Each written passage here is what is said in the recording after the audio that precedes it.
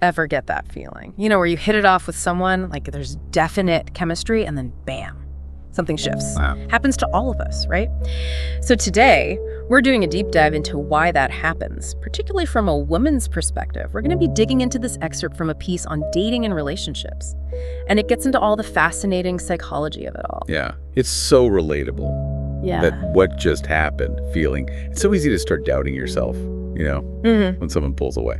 But the fascinating thing is, these shifts are less about personal flaws and more about these common emotional patterns everyone has. Right, and the piece starts off talking about that initial roller coaster of attraction. You know, those intense highs of infatuation. Yeah. We've all been there.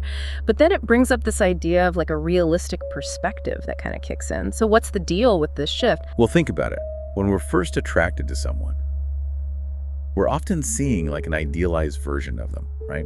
Our brains are basically flooded with dopamine and other feel-good chemicals, and we tend to kind of gloss over red flags or even just fill in the blanks with qualities they might not actually possess. But as those intense feelings inevitably fade, our brain chemistry settles down, and we start to see the person more clearly. Flaws and all are. So it's like our brain is playing tricks on us in the beginning. Exactly. And that's where things can get tricky.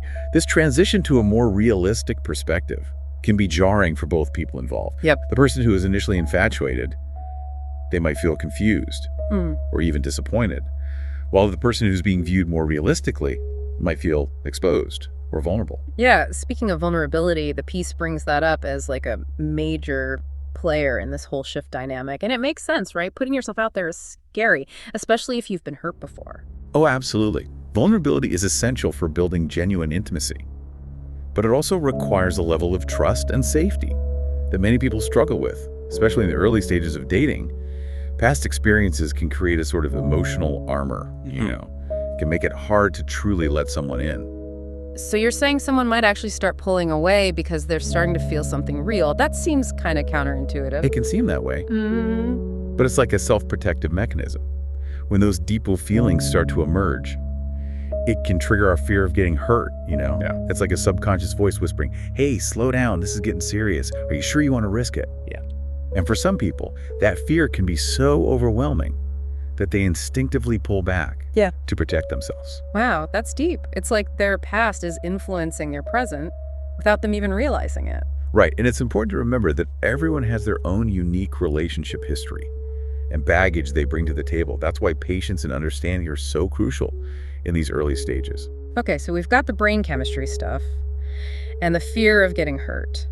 But what about external pressures? Surely those play a role too, right? Like family expectations, societal norms, that kind of thing. Oh, absolutely. We're all influenced by those external factors, whether we realize it or not. The piece gives a really interesting example. Imagine you're dating someone amazing, but your family has always emphasized the importance of marrying someone within your profession. Suddenly, that seemingly minor detail becomes a source of internal conflict. Oh, yeah. And it could create this tension where someone feels torn between what they're feeling and what they think they should be doing. That's going to be tough to navigate. Exactly. You're trying to balance your own feelings with the expectations of others, and it can lead to a lot of confusion and even resentment. It's like you're being pulled in different directions. And it's no wonder some people retreat in those situations. So we're seeing a pattern here. The shift happens because of a combination of factors. Our own brain chemistry tricking us early on, the very natural fear of opening up, and all the external pressures that come with relationships. But how does this shift actually feel for the person on the receiving end? I bet it's pretty confusing. Oh, it can be incredibly confusing and frustrating. Yeah. Imagine you're feeling this growing connection, sharing intimate details, and then suddenly the other person seems distant. Their communication changes. It's like the rug has been pulled out from under you. And that brings us to the next part of our deep dive, the effects of this shift and how it can impact both people involved.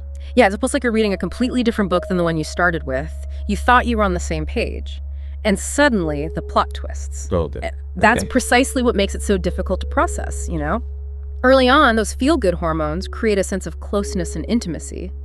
But when the shift happens, that connection can start to unravel. Like the communication becomes stilted, the shared laughter fades, And you're left wondering if you imagine the whole thing. Right. The source actually uses the terms confusion and frustration to describe how this feels. And I think that's spot on. You might even start questioning your own judgment. Like, did I misread the signs? Was I too eager? What did I do wrong? Yeah, and those are completely natural questions to ask. Yeah. But it's important to remember that this shift isn't necessarily a reflection of you or your actions. Often it's more about the other person grappling with their own internal struggles and fears. It's easy to internalize these experiences, though, Right. especially if it happens more than once. You might start thinking, maybe I'm just not good at this whole dating thing. It can be a real blow to your self-esteem. I know, and that's why it's so crucial to understand the dynamics at play. You're not inherently flawed or unworthy of love just because someone pulls away. More often than not, it's about their own journey and what they're ready for or not ready for at that moment. So how do we deal with this? I mean, it's one thing to understand the why, but is there anything we can actually do to navigate these situations in a healthier way? Absolutely. The source highlights the importance of communication, but not just any communication. It's about creating a space where both people feel safe and heard. Okay, so not just venting frustrations or playing the blame game. Right. The piece talks about a few key strategies for having more productive conversations. Active listening, validating feelings, and using I statements. Can you break those down for us? What do those look like in practice? Sure. Active listening involves truly focusing on what the other person is saying, both verbally and non-verbally. It's about putting aside your own thoughts and judgments and making a genuine effort to understand their perspective. So even if you disagree with their reasons for pulling away, you're still trying to see it from their side. Exactly. And then there's validating their feelings. This doesn't mean you have to agree with everything they say, but it's about acknowledging that their emotions are real and valid. You might say something like, I hear that you're feeling overwhelmed right now. And that makes sense given everything you're dealing with. Right, that seems so simple. But I can imagine it makes a huge difference in how the other person feels. It's like you're saying, I see you, I hear you, and I respect your experience. Precisely. And finally, using I statements allows you to express your own needs and feelings without blaming or accusing the other person. Instead of saying, you're always so distant, you might say, I feel hurt and disconnected when I don't hear from you for a few days. Oh, that's good. So it's about taking ownership of your own emotions and expressing them in a way that invites dialogue rather than defensiveness. Exactly. These communication tools can help create a more open and honest dynamic, which is essential for addressing the underlying issues that might be causing the shift. It sounds like patience is also a key ingredient here. You can't force someone to be ready for something they're not, no matter how much you might want them to be. Absolutely. The source emphasizes that building a genuine connection takes time and consistent effort. It's about fostering trust, mutual respect, and shared values, the cornerstones of a healthy relationship. They actually share a great example of this in the piece, a story about Alex and Sarah. I'd love to hear more about that. Sure. In the story, Alex notices that Sarah seems to be pulling away. Instead of panicking or getting defensive, he decides to take a step back and focus on creating a safe and supportive environment for her. That's interesting. So instead of chasing after her or trying to force the issue, he's giving her the space she needs. Exactly. He realizes that she might be struggling with her own fears and insecurities. So he focuses on being a consistent and reliable presence in her life. He listens without judgment, validates her feelings, and consistently demonstrates his trustworthiness. So he's basically showing her through his actions that he's someone she can rely on, even when things get tough. Yes, and over time, that consistency and support create the foundation for Sarah to feel safe enough to let her guard down and open up more fully. It's a beautiful illustration of how patience and understanding can pave the way for deeper intimacy. I love that. It's a reminder that sometimes the best approach is to simply be there for someone without expectations or pressure. Just create that space for them to come to you when they're ready. And that requires a level of self-awareness and emotional maturity that can be incredibly powerful in any relationship. So we've talked about the why, the how, and the what now.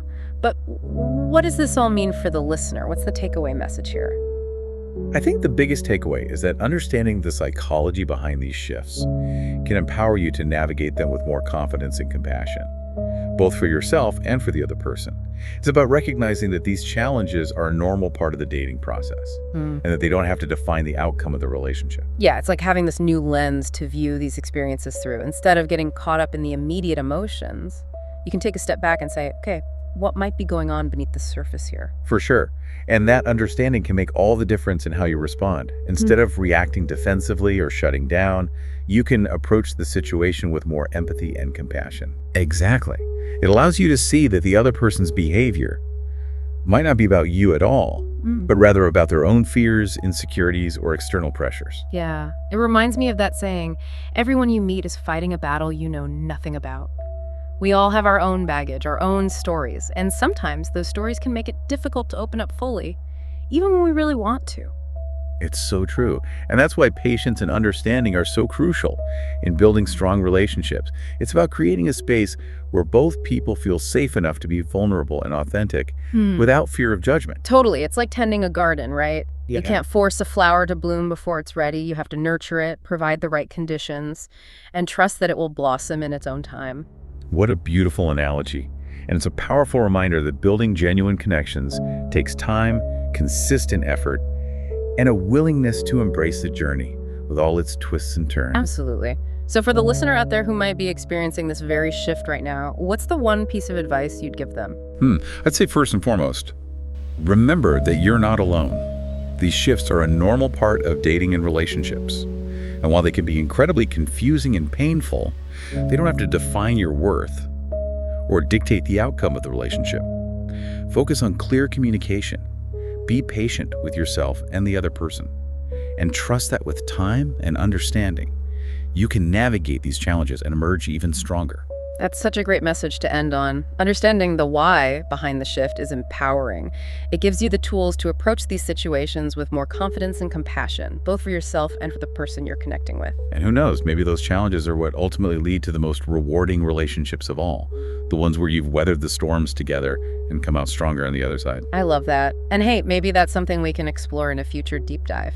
What do you think, listeners? Any other aspects of relationships you'd like us to unravel?